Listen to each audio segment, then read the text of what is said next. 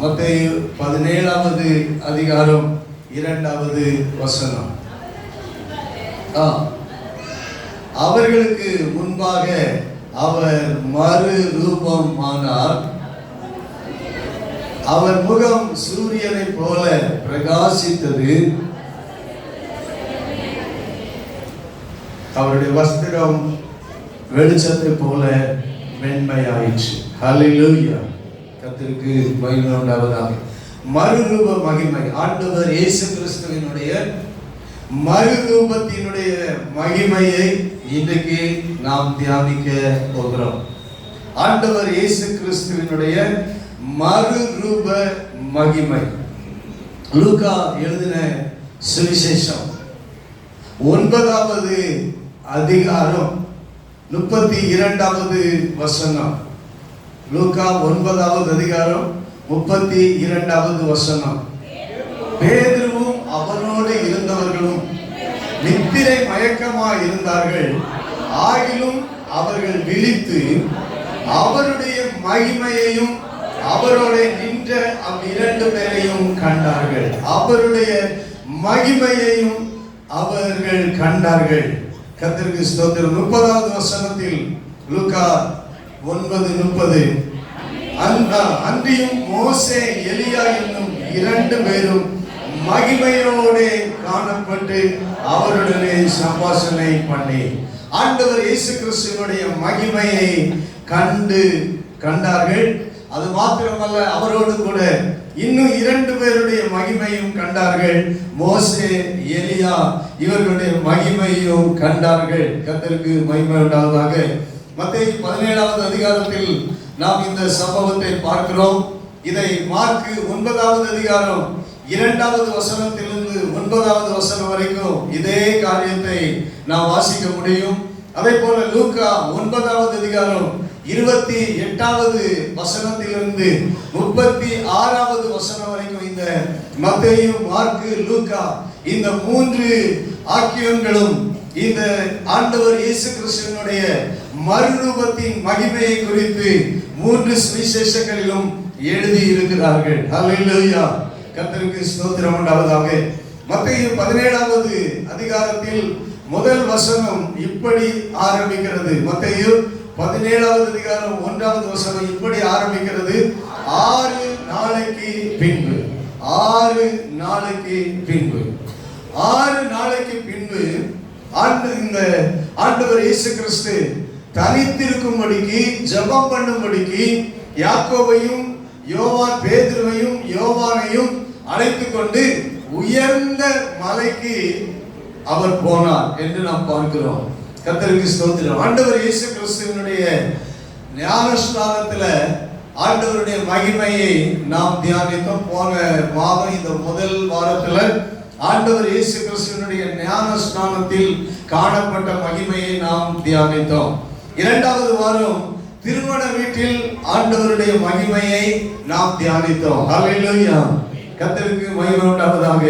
அடுத்த போன வாரம் மரித்த அந்த லாசரு மரித்த அந்த வீட்டில், துக்க வீட்டில் ஆண்டவருடைய மகிமையை நாம் காண ஆண்டவர் உதவி செய்தார். ஹல்லேலூயா.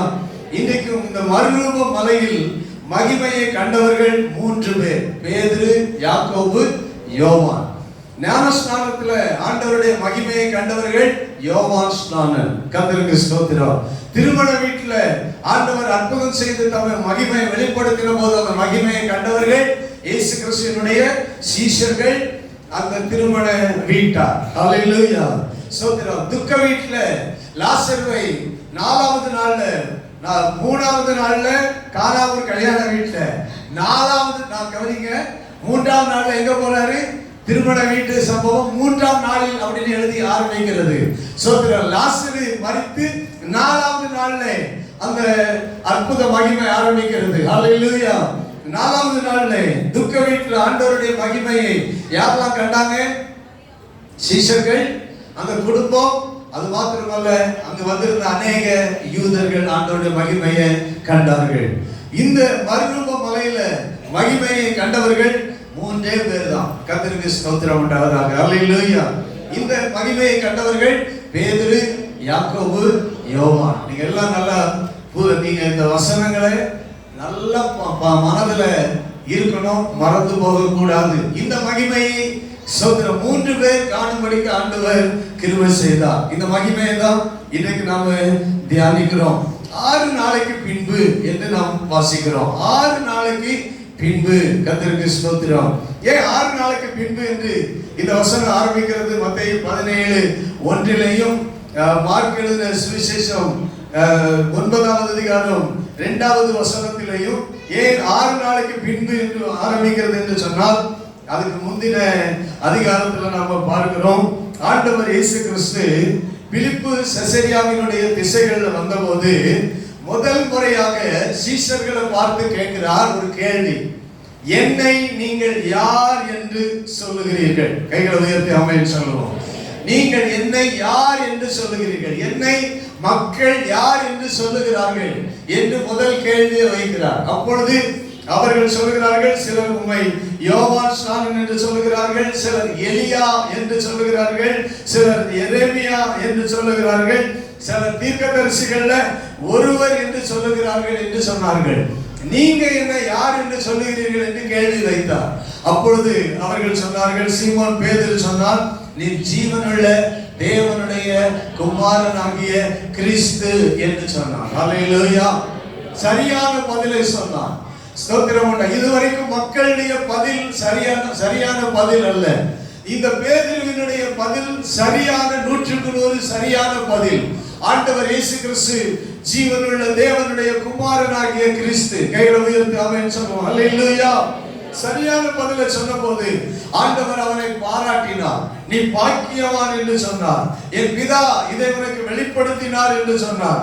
இந்த கல்லின் மேல் என் சபையை கட்டுவேன், பாதாளத்தின் வாசல்கள் அதை மேற்கொள்வது இல்லை என்று சொன்னார்.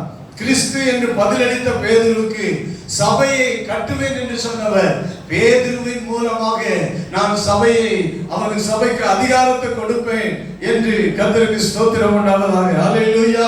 ஒரு சபை நடத்துகிற ஒரு பொறுப்பையும் பேதுருவுக்கு கொடுத்தார். கைகளை உயர்த்தி ஆமென் சொல்லுவோம். இதுக்கு பிறகு இந்த பொறுப்பை கொடுத்த பிறகு தான் யார் என்று சொன்னவனுக்கு பொறுப்பை கொடுத்த பிறகு ஆண்டவர் இயேசு பேச ஆரம்பித்த காரியம் என்னன்னா, நான் சிலுவையில் என்ன செய்ய போறேன், நான் மரணத்தை நான் மரிக்கிறதுக்கு வந்திருக்கிறேன். இது வரைக்கும் அவர் மரணத்தை குறித்து பேசவே இல்லை. தான் யார் என்று அந்த வெளிப்படுத்தல் சீஷர்களுக்கு கிடைத்த உடனே தான் யார் என்பதை வெளிப்படுத்தப்பட்டவர்களுக்கு தான் எதற்காக இந்த பூமிக்கு வந்திருக்கிறேன் என்பதை ஆண்டவர் சொல்லுகிறார். ஹல்லேலூயா. கர்த்தருக்கு மகிமை உண்டாவதாக. நான் எருசலேமுக்கு போக வேண்டும், அங்கே வேதபாரகரால், ஆசாரியரால், மூப்பரால் பாடுகளை பட வேண்டும், கொலையுண்டு 3ஆம் நாளில் எழுந்திருக்க வேண்டும் என்று சொல்ல தொடங்கினார்.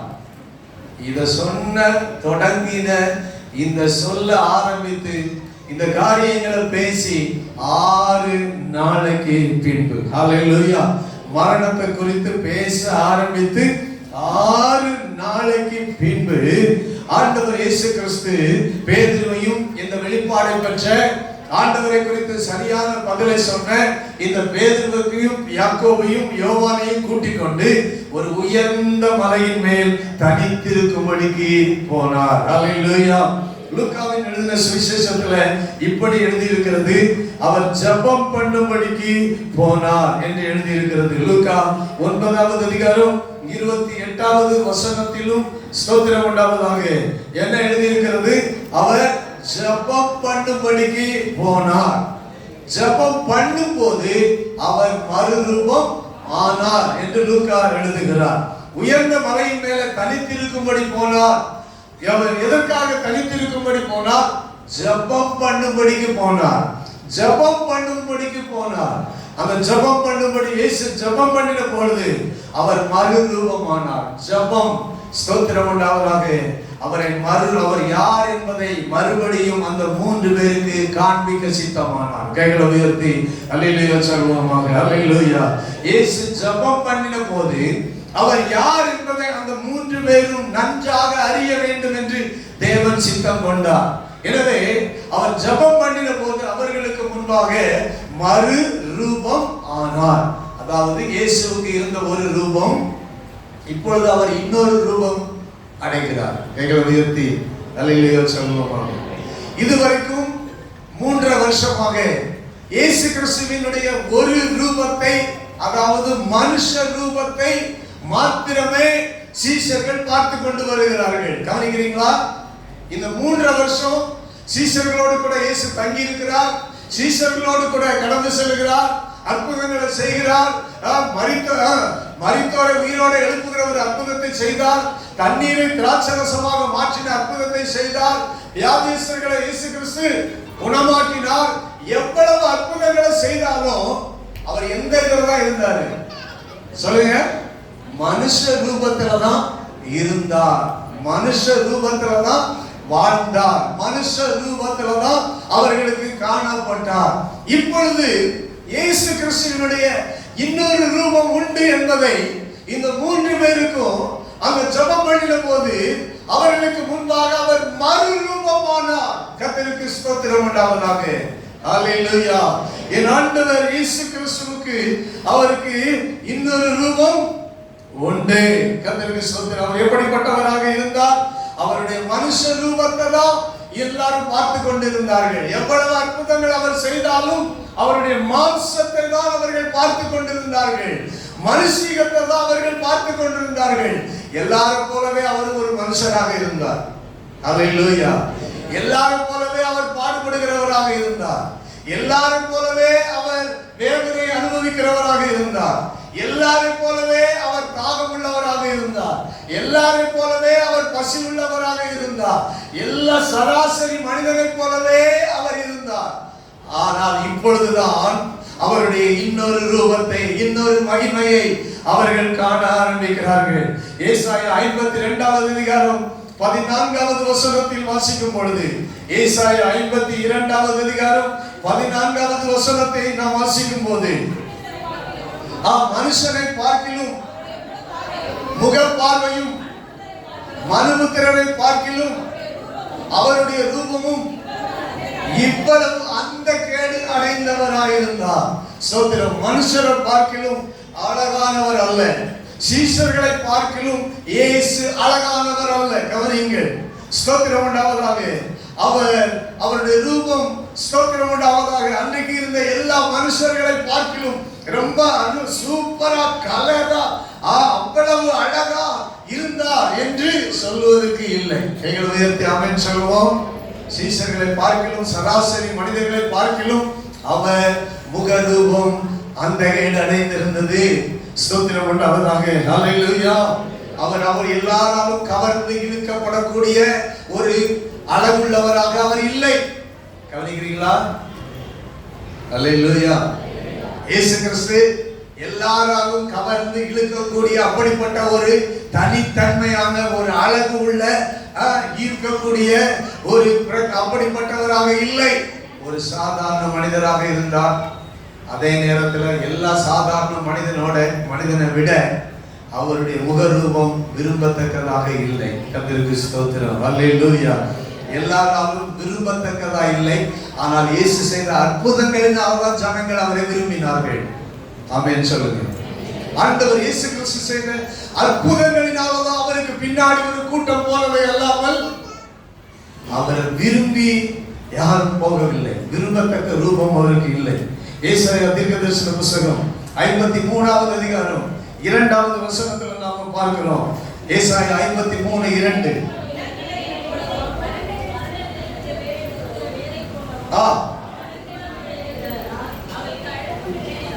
அவருக்கு அழகும் இல்லை, சௌந்தரியமும் இல்லை. அவரை பார்க்கும்போது விரும்பத்தக்க ரூபம் அவருக்கு இல்லாமல் இருந்தது. அவருக்கு அழகு இல்லை, சௌந்தரியம் இல்லை. நாம் அவரை பார்க்கும்போது நமக்கு விரும்பத்தக்க ரூபம் அவருக்கு இல்லாது இருந்தது. கர்த்தருக்கு ஸ்தோத்திரம். அவர் அசட்டை பண்ணப்பட்டிருந்தார், துக்கம் நிறைந்தவராயிருந்தார், பாடு அனுபவித்தவராயிருந்தார். இதுதான் இயேசுவினுடைய மனுஷீக ரூபம். ஹல்லேலூயா. இயேசு கிறிஸ்துவினுடைய மனுஷீக ரூபம். ஆனால் இப்பொழுது அவரின் ரூபம் தெய்வீக ரூபமாகிறது. கைகளை உயர்த்தி ஆமென் சொல்லுவோமாக. ஹல்லேலூயா. கர்த்தருக்கு ஸ்தோத்திரம் உண்டாவதாக. அவருடைய ரூபம் தெய்வீகத்தின் ரூபமாக மாறுகிறது. இந்த இந்த மகிமை, இந்த ரூபம் காணப்படுவதற்கு காரணம் 2 பேதுருவின் புஸ்தகம் 1வது அதிகாரத்தை திருப்பிக் கொள்வோமாக. 2 பேதுருவின் புஸ்தகம் 1வது அதிகாரம். வசனம் நமக்கு ஆழமா பதிய வேண்டும். வசனம் நமக்கு ரொம்ப ரொம்ப முக்கியம். ஸ்தோத்திரம். ஆண்டவர் இயேசு கிறிஸ்துவை குறித்து தியானிப்பது நம்முடைய வாழ்க்கையில் ஒரு பெரிய சிலாக்கியம். அல்லேலூயா. ஸ்தோத்திரம். 2 பேதுரு 1வது அதிகாரம் 16, 17, 18 வசனங்களை நாம் சேர்ந்து வாசிப்போம். நாங்கள் தந்திரமான கட்டுக்கதைகளை பின்பற்றுகிறவர்களாக அல்ல. பேதுரு இதை எழுதுகிறார். பேதுரு இதை எழுதுகிறார். அவர் சொல்லுகிறார், எல்லாரும் போல அநேகர் கட்டுக்கதைகளை எழுதி வைத்து அதை பின்பற்றுகிறார்கள். நாங்கள் தந்திரமான கட்டுக்கதைகளை பின்பற்றுகிறவர்களாக அல்ல. இதுல எந்த தந்திரமும் கிடையாது. இது கட்டுக்கதையும் அல்ல. அவருடைய மகத்துவத்தை கண்ணார கண்டவர்களாகவே இயேசு கிறிஸ்துவினுடைய ஜீவியத்தில், ஆண்டவர் இயேசு கிறிஸ்துவின் அவருடைய வாழ்வில் அவருடைய மகத்துவத்தை, அவருடைய மகிமையை நாங்கள் கண்ணார கண்டவர்களாகவே நம்முடைய கர்த்தராகிய இயேசு கிறிஸ்துவின் வல்லமையையும் வருகையையும் உங்களுக்கு அறிவித்தோம். இவர் என்னுடைய நேசகுமாரன், இவரில் பிரியமா இருக்கிறேன் என்று சொல்லுகிற சத்தம் உன்னதமான மகிமையிலிருந்து அவருக்கு உண்டாகி, பிதாவாகிய தேவனால் அவர் கனத்தையும் மகிமையையும் பெற்ற போது அவரோடு கூட நாங்கள் பரிசுத்த பர்வதத்தில் இருக்கையில் வானத்திலிருந்து பிறந்த அந்த சத்தத்தை கேட்டோம் என்று ஆணித்தரமாக எழுதுகிறார். அல்லேலூயா. ஆணித்தரமாக சொல்லுகிறார்.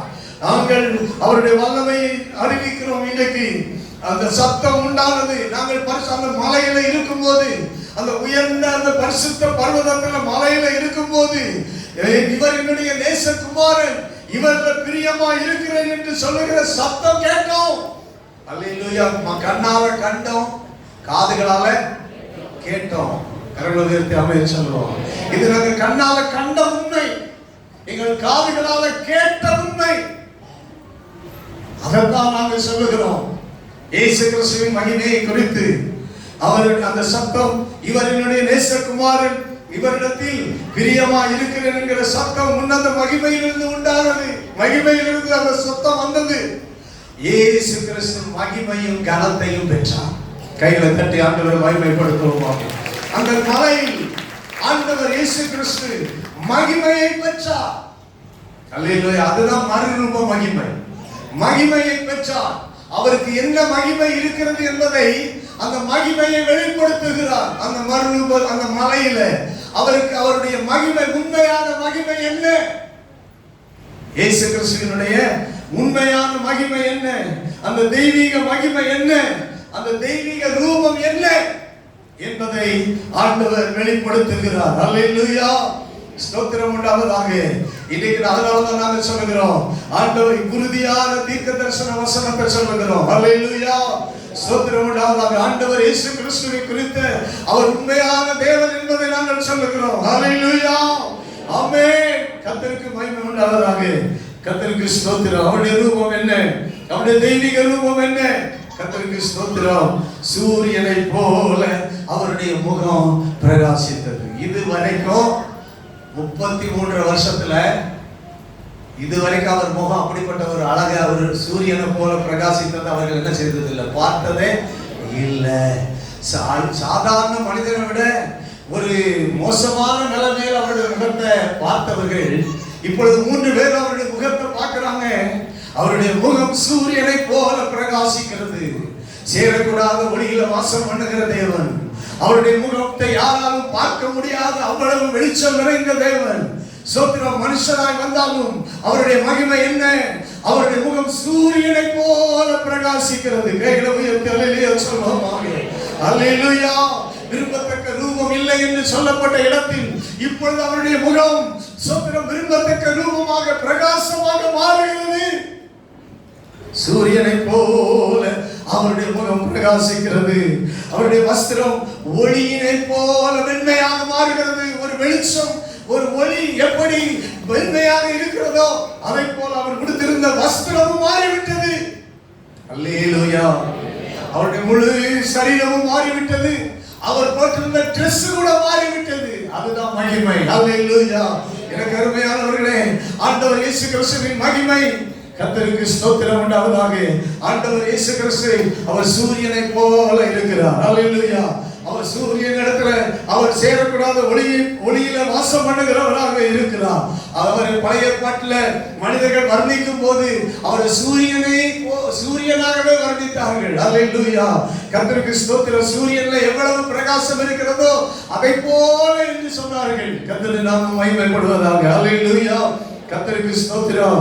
சங்கீதம் 104வது சங்கீதம் 1-2 வசனங்களிலே, 104வது சங்கீதம் 1-2 வசனங்கள். 104வது வேகமாக.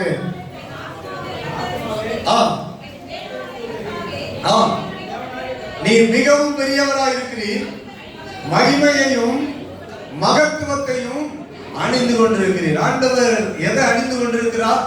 மகிமையை அணிந்து கொண்டிருக்கிறார். அல்லேலூயா. அவர் மகிமையை அணிந்து கொண்டிருக்கிறீரா? ஒளியை வஸ்திரமாக தரித்து வானங்களை திரையை போல விரித்திருக்கிறீர். அவர் ஒளியை வஸ்திரமாக தரித்திருக்கிறார். அவருடைய Dress என்னது? வெளிச்சம். அல்லேலூயா. அவருடைய வஸ்திரம் ஒளி. அல்லேலூயா. ஸ்தோத்திரம். இந்த மகிமையை தான் இந்த மலையில இந்த பேதுரு, யாக்கோபு, யோவானும் பார்க்கிறாங்க. பழைய ஏற்பாட்டுல தேவன் என்று சொன்னால் என்ன மகிமை உண்டோ கவனிங்கள். அல்லேலூயா. வானத்தையும் பூமியையும் படைத்தவர் என்றால் அவருக்கு என்ன மகிமை உண்டோ அதே மகிமையை தான் இந்த மலையில் இயேசு மனுஷனாக வந்தவரை தேவனாக காண்கிறார்கள். கைகளை தட்டி ஆண்டவரை மகிமைப்படுத்துவோமாக. அல்லேலூயா. அவர்தான் தேவன், அவர்தான் தேவன், பரலோகத்தின் தேவன் அவர்தான் என்பதை 3 பேர் அவருடைய மகிமையை காண்கிறார்கள். அல்லேலூயா. கர்த்தருக்கு ஸ்தோத்திரம் உண்டாவதாக. அல்லேலூயா. ஸ்தோத்திரம். தேவன் பூரண வடிவுள்ள சீயோனில் இருந்து தேவன் பிரகாசிக்கிறார் என்று 50வது சங்கீதம் 2வது வசனத்தில் சொல்லப்பட்ட அதே மகிமையை ஆண்டவர் இயேசு கிறிஸ்துவினுடைய பிரகாசிக்கிற மகிமையை கண்டார்கள். சங்கீதம் 76:4 கொள்ளையுள்ள பர்வதங்களை பார்க்கிலும் நீ பிரகாசம் உள்ளவர் என்கிற அந்த பர்வதத்தின் தேவனுடைய மகிமையை கண்டார்கள். அல்லேலூயா. கொள்ளையுள்ள பர்வதங்களை பார்க்கிலும் நீர் பிரகாசம் உள்ளவர். அந்த மகிமையை அவங்களால பார்க்க முடியல. அவ்வளவு மகிமை. இதுவரைக்கும் பார்த்தது சௌத்திர மனுஷ ரூபம், இப்பொழுது பார்க்கிறது தேவனுடைய ரூபம். கைகளை உயர்த்தி ஆமென் சொல்லுவோமாக. அல்லேலூயா. இப்பொழுது பார்த்தது தேவனுடைய ரூபம். காணக்கூடாத தேவனுடைய ரூபத்தை இப்பொழுது அவர்கள் பார்க்கிறார்கள். காணக்கூடாத தேவனுடைய மகிமையை அவர்கள் காண்கிறார்கள். கர்த்தருடைய நாமம் மகிமைப்படுவதாக. அல்லேலூயா. கர்த்தருக்கு ஸ்தோத்திரம். முகம் சூரியனை போல பிரகாசிக்கிறது. வெளிப்படுத்தின விசேஷம் 1வது அதிகாரம் 16வது வசனத்தில் அப்போஸ்தலனாகிய யோவான் மறுபடியும் அதே தரிசனத்தை பார்க்கிறார். ஸ்தோத்திரம். இந்த மலையில எப்படி இந்த உயர்ந்த மலையில இயேசுவின் தெய்வீகத்தை பார்த்தாரோ அதே போலவே ஒரு நாள் பத்ம தீவுல இருக்கும்போது இயேசுவின் தெய்வீக மகிமையை பார்க்கிறார். இயேசுவின் முகம் வெளிப்படுத்தின விசேஷம் 1வது அதிகாரம் 16வது வசனத்தில் வாசிக்கும் பொழுது அவருடைய முகம் வல்லமையாய் பிரகாசிக்கிற சூரியனை போல இருந்தது. சொல்லுங்க. அவருடைய முகம் வல்லமையாய் பிரகாசிக்கிற சூரியனை போல இருந்தது.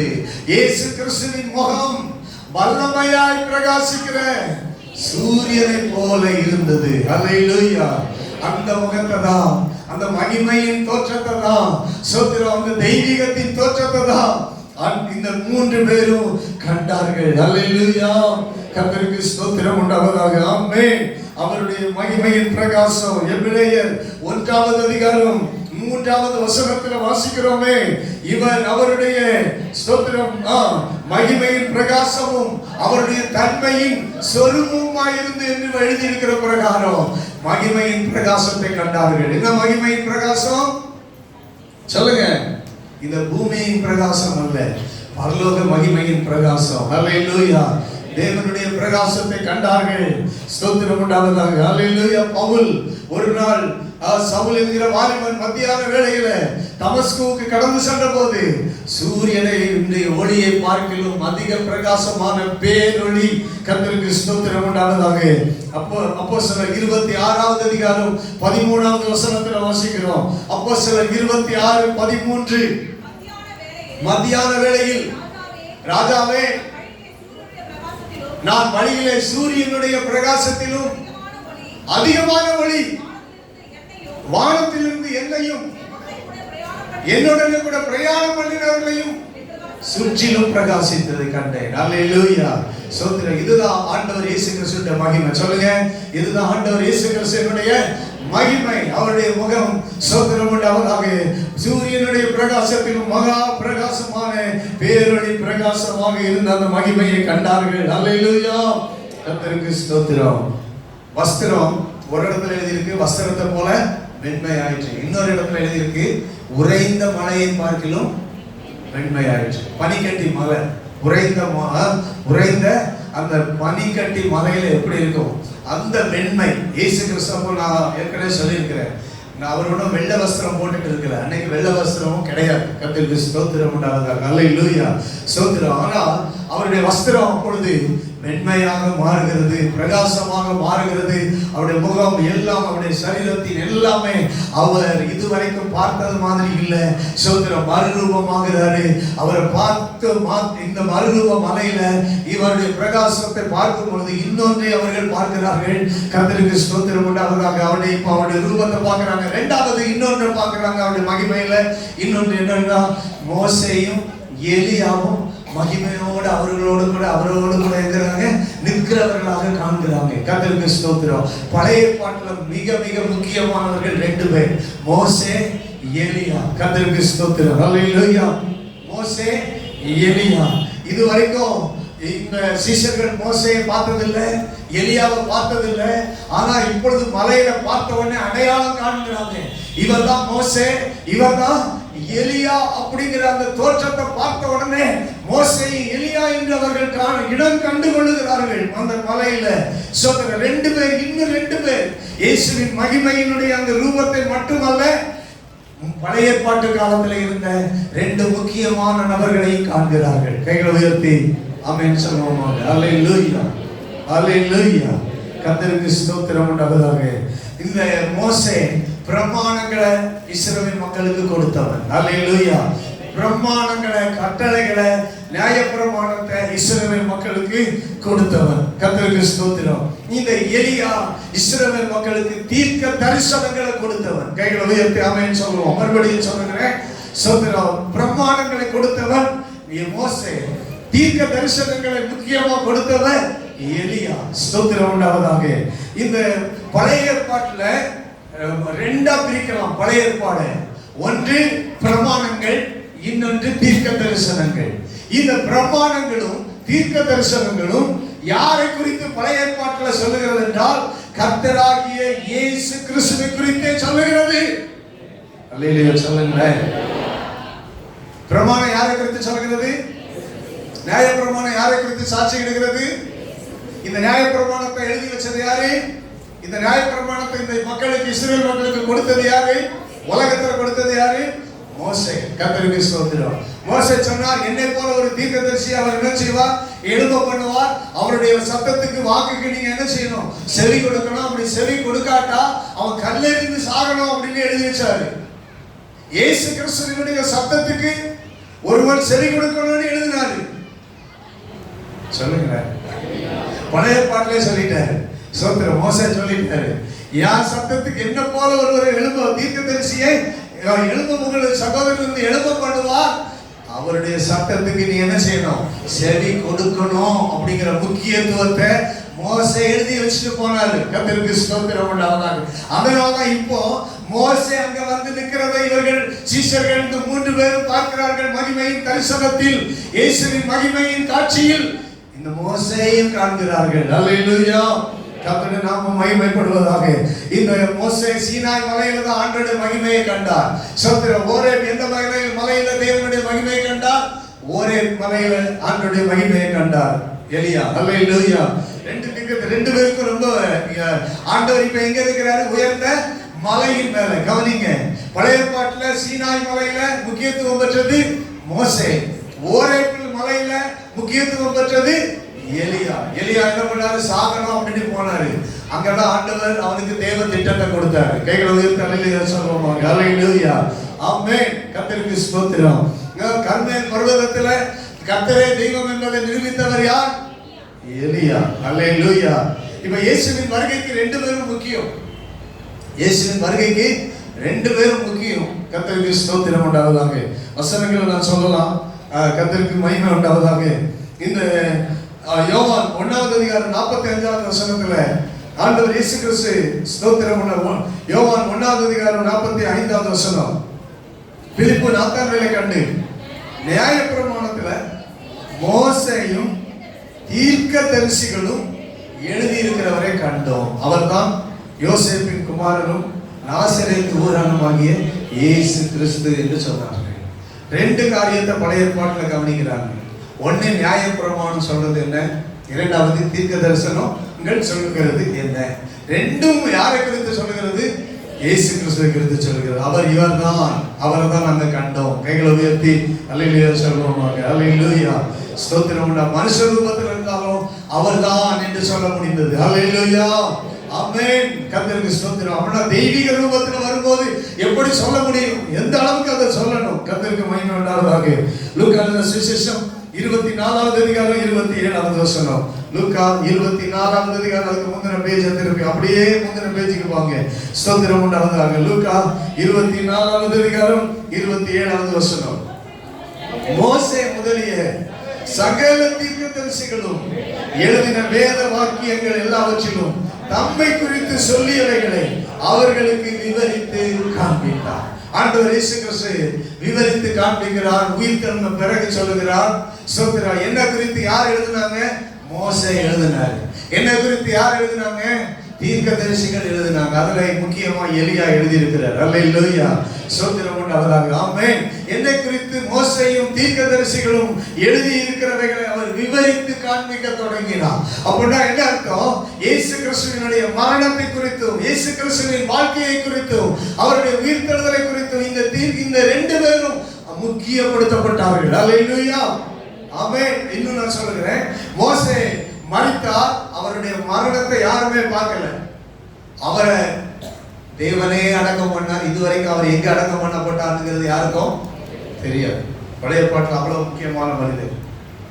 பழைய ஏற்பாட்டில் அடுத்து எலியா உயிரோட ஸ்தோத்திரம் பரலோகத்துக்கு போனார்.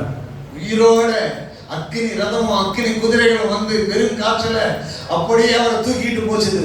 மேல கொண்டு போனார். உயிரோட பரலோகத்துக்கு ஏறி போனார். ரெண்டு மனிதர்களும் முக்கியமானவர்கள். இப்ப இயேசு கிறிஸ்துவினுடைய இந்த மலையில் இந்த மறுரூபமான போது அவருடைய மகிமையின் அந்த காட்சியில இந்த ரெண்டு பேரையும் இந்த மூன்று சீஷர்களும் பார்க்கிறாங்க. அல்லேலூயா. ஸ்தோத்திரம். இப்ப என்ன பேசுனாங்களாம்?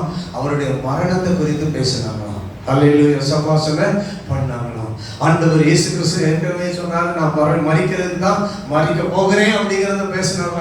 6 நாளைக்கு பிறகு சீஷர்களுக்கு உறுதிப்படுத்தப்படுகிறது. கைகளை உயர்த்தி எல்லாருமே சொல்லுவோம். மரித்த ரெண்டு பேர் அங்க மரித்து அடக்கம் பண்ணப்பட்டு சோத்திரம் உண்டாவதாக ஒரு உயிரோட எழுந்து போன ரெண்டு பேர் அங்க வருகிறாங்க. இது அவர்களுக்கு அடையாளமாக உறுதிப்படுத்தப்படுகிறது. கைகளை தட்டி ஆண்டவர் மகிமைப்படுத்துவோம். அல்லேலூயா. அல்லேலூயா. இயேசு மரிப்பார், அவர் உயிரோடு எழுவார் என்பதை இந்த காட்சி அவர்களுக்கு உறுதிப்படுத்தும் வண்ணமாக, இயேசு யார்? அவர் சாதாரண மனிதன் அல்ல. அவர் வானத்தையும் பூமியையும் உண்டாக்கினவர். அவர்தான் தேவன் என்பதை இந்த சீஷர்கள் அறிந்து கொள்ளும் வண்ணமாக, அவர் இந்த பூமியில் வந்தது நிமித்தம் அவர் இந்த மனுஷ ரூபத்தில் அவர் மரிக்க வேண்டும், உயிர் தர வேண்டும் என்பதை இந்த சீஷர்கள் அறிய வேண்டும் என்பதை உறுதிப்படுத்தும் வண்ணமாக அவருடைய மகிமையை காண்பித்தார். அல்லேலூயா. மூன்றாவது ஒரு மகிமையை அவர்கள் கண்டார்கள். மூன்றாவது இதோட மாத்திரமல்ல, ஒரு ஒளி உள்ள மேகம். அந்த வசனங்கள்லாம் நீங்க வாசித்தா உங்களுக்கு தெரியும். ஒரு ஒளி உள்ள மேகம் அப்பொழுது காணப்படுகிறது. இந்த 3 பேரையும் கண்ட உடனே இந்த சீஷர்கள் என்ன சொல்றாங்கன்னா, 3 பேரும் இந்த 3 பேரையும் பார்த்த உடனே, ஆண்டவரே, எலியா உமக்கு ஒரு கூடாரமும் எலியாவுக்கு ஒரு கூடாரமும் மோசேக்கு ஒரு கூடாரமும் போட்டா நல்லது, இங்கே இருக்கலாம், ரொம்ப நல்லது, சூப்பரா இருக்குது, இந்த காட்சி அருமையா இருக்குது. அல்லேலூயா, ஆமென். இவ்வளவு அற்புதமான ஒரு காட்சியை, இவ்வளவு மகிமையான ஒரு ஆண்டவரை இங்கேயே இருந்தா நல்லா இருக்கும். எலியாவும் கூட இருக்கிறாரு, மோசேயும் கூட இருக்கிறாரு, பழைய ஏற்பாட்டில் உள்ளவங்களும் கூட இருக்கிறாங்க, புதிய ஏற்பாட்டில் வந்த ஆண்டவர் இயேசு கிறிஸ்துவும் கூட இருக்கிறாரு. பழைய ஏற்பாட்டின் நிறைவேறுதல் தான் புதிய ஏற்பாடு. அல்லேலூயா. ரெண்டு பேருடைய இந்த தீர்க்க தரிசனமும் இந்த பிரமாணமும் இயேசுவில் நிறைவேறுகிறது. அல்லேலூயா. இப்ப 3 பேருக்கு ஒரு கூடாரம் போடுவோம் அப்படின்னாங்க. சொல்லி முடிக்கும் போது 2 பேரை காணும். சொல்லி முடிக்கும் போதே சொல்லுங்க, 2 பேரையும் காணும். எலியாவே காணும், மோசையே காணும், ஆண்டவர் இயேசு கிறிஸ்து ஒருத்தர் தான் அங்க நிற்கிறார். இப்போ இந்த மகிமை அடுத்த கட்ட ஸ்டேஜுக்கு வருது. ஒளி உள்ள ஒரு மேகம் பார்க்குறாங்க. மலையில என்ன மேகத்தை பார்க்கலாம்? மலையில என்ன மேகத்தை பார்க்கலாம்? கொடைக்கானல் போனவங்களுக்கு என்ன மேகம் தெரியும்? ஊட்டியில என்ன மேகம் தெரியும்? ஹில் ஸ்டேஷன்ல என்ன மேகம் தெரியும்? என்னது? பனி மேகம். அப்புறம் இருண்ட மேகம் தான் தெரியும். ஸ்தோத்திரம். ஒளி உள்ள மேகத்தை நீங்க என்ன செய்ய முடியாது, பார்க்க முடியாது. கர்த்தருக்கு ஸ்தோத்திரம்.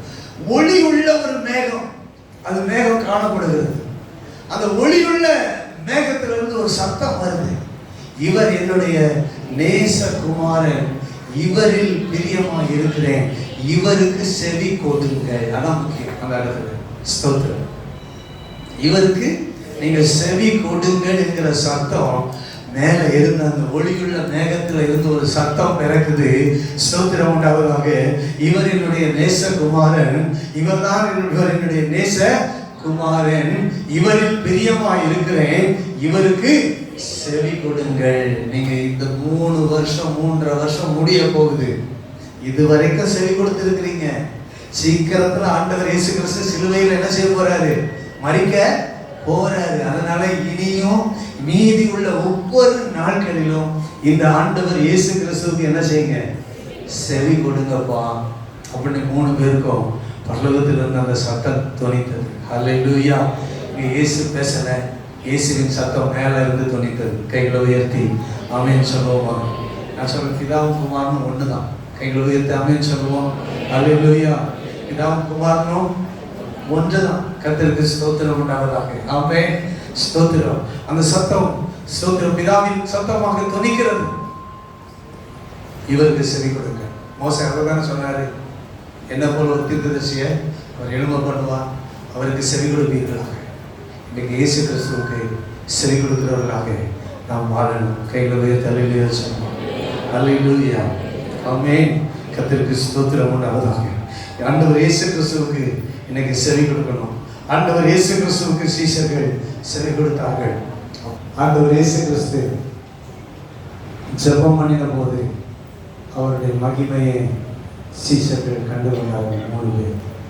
நம்ம ஜெபம் பண்ணும்போது தான் ஆண்டவர் எப்படிப்பட்டவர் என்பதை நாம் தெரிந்து கொள்ள முடியும். அல்லேலூயா. ஆமென். ஆண்டவர் இயேசு கிறிஸ்து மகிமையை கனத்தை அவர் அந்த இடத்துல பெற்றுக்கொண்டார். இன்றைக்கும் இயேசு கிறிஸ்து மகிமை உடையவராக இருக்கிறார். அல்லேலூயா. ஸ்தோத்திரம் உண்டாவதாக. இன்றைக்கு நீங்களும் நானும் ஆண்டவருடைய மகிமையை காண வேண்டும் என்று ஆண்டவர் எழுதி ஸ்தோத்திரம் உண்டாவதாக. நமக்கு இந்த தரிசனத்தை, இந்த காட்சியை வேதத்தில் அவர் யார் என்பதை சீஷர்கள் கண்டுகொண்டது போல, அவருக்கு செவி கொடுத்ததை போல நீங்களும் நானும் அவருக்கு செவி கொடுப்பதற்கு நம்மளை அர்ப்பணிப்போமாக. ஆண்டவர் உங்களை ஆசீர்வதிப்பார். இயேசு கிறிஸ்துவுக்கு செவி கொடுக்காவிட்டார் அவர் என்ன செய்யப்படணும்னா தண்டிக்கப்பட வேண்டியவர். கர்த்தருக்கு மகிமை உண்டாவதாக. நான் மறுபடியும் சொல்லுகிறேன். ஸ்தோத்திரம். இயேசு கிறிஸ்துவுக்கு அவருக்கு செவி கொடுக்காவிட்டார் அவருடைய வாழ்க்கை ஒரு நாள் தண்டனைக்குரியதாக மாறும். மறுபடியும் சொல்லுகிறேன். என் ஆண்டவர் ஸ்தோத்திரம். அவர் தேவனாய் இருக்கிறவர். அவர் இந்த பூமிக்கு வந்து அவர் தன்னுடைய கற்பனைகளை, கட்டளைகளை, சுவிசேஷத்தை, இந்த புதிய ஏற்பாட்டை அவர் நமக்கு கொடுத்திருக்கிறார். அல்லேலூயா. எனவே அவருக்கு நாம் செவி கொடுத்து நாம் ஆசீர்வதிக்கப்படுவோம். அவருக்கு செவி கொடுத்தால் அவருடைய மகிமையை நாம் நிச்சயமாக காண்போம். ஒளியுள்ள மேகம் நமக்கு மேல வரும். ஸ்தோத்திரம். பழைய ஏற்பாட்டு பரிசுத்தவான்களை நாம் காண்போம். எல்லாவற்றுக்கும் மேலாக நம்முடைய ஆண்டவராகிய இயேசு கிறிஸ்துவை நாம் ஒரு நாள் காண போகிறோம். அவருடைய மகிமையை, அவருடைய அளவற்ற அற்புதமான பிரம்மாண்டமான அவருடைய மகிமையை ஒரு நாள் நாம் காண போகிறோம். அதற்கென்று நாம் ஆயத்தப்படுவோம். இந்த நாளிலும் அவருடைய மகிமையை காண வாஞ்சிப்போமாக. உண்மை கர்த்தர் குதிப்பார். அவருடைய மகிமை உண்மையில ஆண்டவருடைய மகிமை, அந்த மகிமை சூரியனை போல பிரகாசிக்கிற அந்த மகிமை, அந்த வெண்மையான மகிமை நம்மையும் வெண்மையாக்கும்.